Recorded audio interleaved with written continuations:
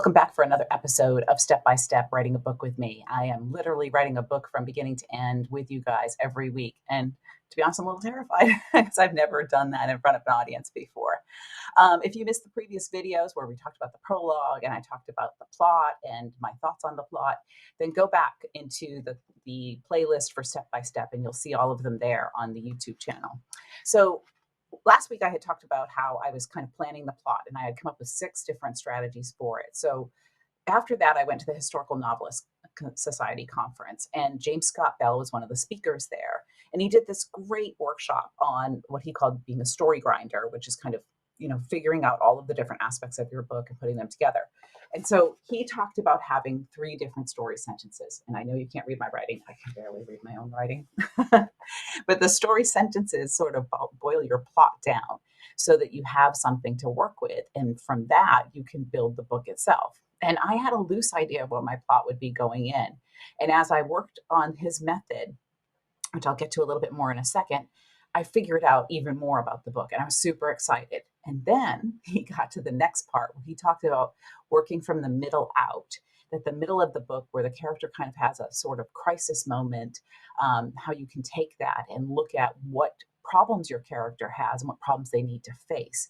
Now, some of these things that James Scott Bell talks about are things that I already do sort of naturally or teach in my classes, but not in the same way. And that's what made his workshop so amazing, because he was explaining some higher level concepts and it just in a great way that really helped me solidify what the story was going to be.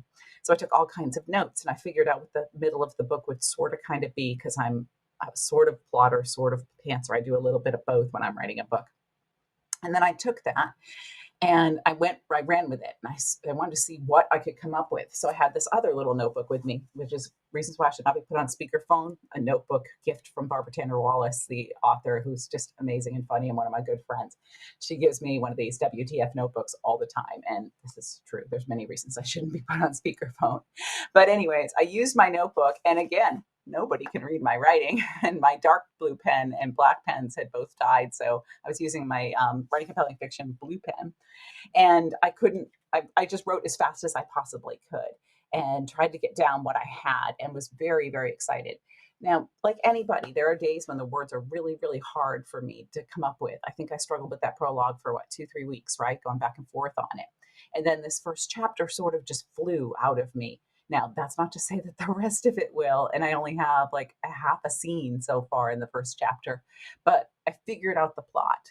So with this plot, my heroine or main character, because it's not a romance, my main character, Kara, is a reporter of some kind. I haven't figured out what kind yet, whose sister went missing 12 years ago.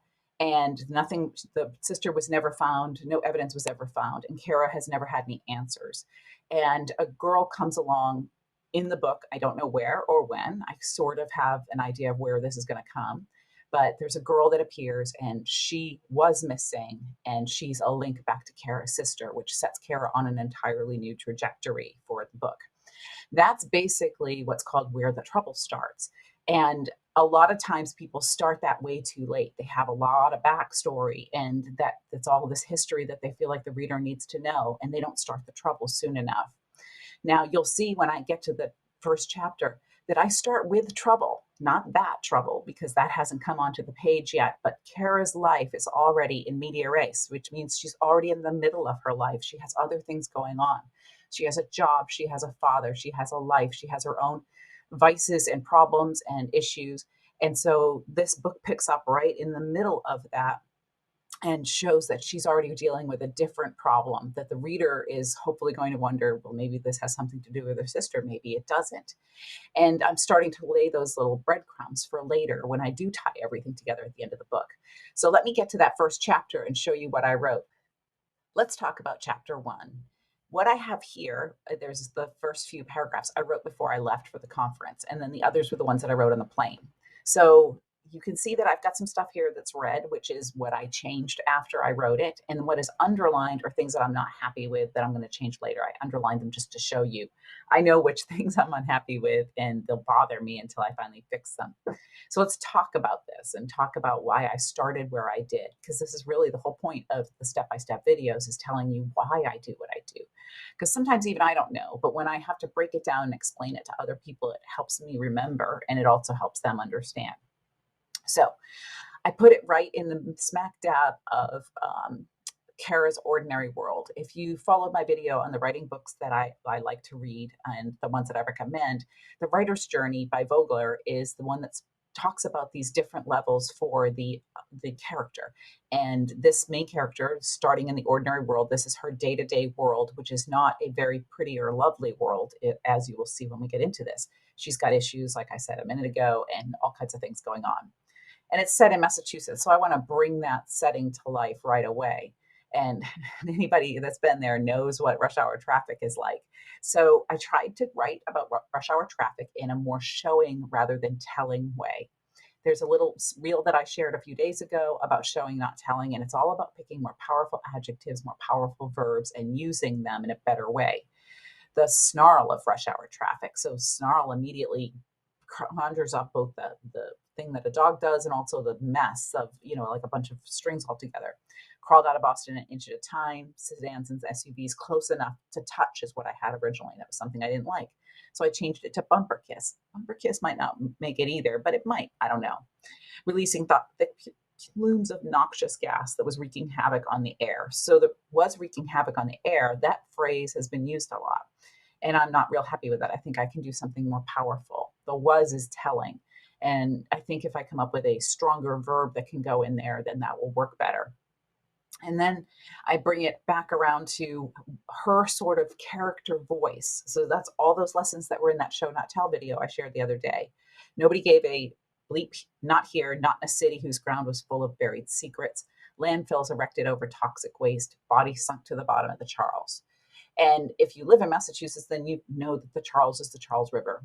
I may end up putting river in because not everybody lives there, but this ground in this area has all kinds of things going on. And I'm sort of setting the scene for the fictional town where my character lives and for everything that's going to come from that fictional town and from the story itself. So she's just in an ordinary world. She's behind another car and there's a kid there who's kind of obnoxious. And I talk about that and I liken it back with a bit of backstory. So she sees a scrape on the back of the car and she figures that it was made by his bike because, and here's your backstory. I knew that because I had put the same scratch on my father's station wagon when I was 7. If my father had been present enough to care, he probably would have grounded me for weeks, made me wash the car every weekend for a month straight. I wish he'd done that. So that backstory gives you a memory that was triggered by that moment in the car where she sees the scratch on the Mazda, what that impact of that memory had on her and how it still affects her today. So that's all in those 3-4 sentences. It's very clear. That's how you use backstory. You don't just drop it in there just because you want everybody to know that this person grew up in a small town and had a dog when they were a kid. You have it triggered by that moment, and then you show the impact on the character both then and now. So I get through the kid, and then I have her thinking for a second, I'm not drinking today, I told myself, but we both knew that was a lie. So I decided when I was in San Antonio at the conference that I was going to make her an alcoholic because I think that that would be in keeping with all that she has been through. So the Barron Falls Police Department calls her and she answers and she tells them that she's going to go there and she needs a little bit of time because she looks at the traffic ahead of her and knows she needs some time. And that says need to add more here because I haven't quite figured out that whole thing. This part that starts with my father, this is what I wrote on the plane. So it was all of these scribbled little words that I did have to puzzle out later.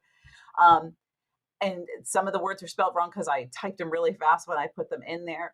But I've got something that just went fast for me, and it doesn't usually happen that way. I can see her father, a slumped figure of the man who used to be a linebacker for the Barron Falls Boars. He became one of those desiccated apples sunken into himself. And see, I can't stand the type of skin and bones, all the heft and height of him that he had had in high school And on the day he tried out for the Pats, a dream that had fizzled when he rolled his ankle on Steinbrenner Field, gone. His head was down, gaze on his hands, thumbs climbing over and under one another as my father muttered to himself. So I want you to see what her father looks like. And he was a big guy who's kind of shrunken into himself. And then he's sort of twiddling his thumbs, but he's doing it as he mutters to himself. This is showing, hopefully, in a really powerful way, because you can see who he used to be and what she misses about him. And you can see what he's doing right this second with his thumbs and what happened to his life, that, he rolled his ankle when he went out to try out. All of those kinds of things are right there. And then she has the impact on her, which is what I was just talking about with the backstory, right? I almost wished I could have smelled bourbon on his breath or seen a bottle of pills straining against his thin polyester pocket. Some kind of villain I could blame for what my father had become, except I was that villain and I wasn't in a bottle. So now we're like, okay, what does she have to do with her father being a little bit unbalanced here? So all of this is working in a backstory, emotion, conflict, and the goal, which right now is for her to just take care of her father. When that girl comes out of the woods in a few pages, that goal is going to completely be thrown out of the window. She's going to have to change what she's doing for her job, for her father, for everything, because what happens then is the trouble starts, which is the next part of the plot. So you've got the ordinary world for just a couple pages, and then the trouble starts right away. I've laid the groundwork of the trouble with the prologue, which, like I've told you guys, may or may not stay. I am 50-50 on it. But now I'm getting into what her life is like and what she has stacked up against her before she goes after this goal in the next scene. So keep coming back on Step by Step every Friday, because I'm going to get into what else I did in this scene and how I took it to the next level and how I tweaked it and how I get to the point where the girl comes out of the woods and it changes everything. So if you have any questions, please ask them in the comments and let me know what you think. And if you're struggling with any of these concepts, let me know and I'll be glad to do a video or answer it for you. So thanks so much. I'll see you next week.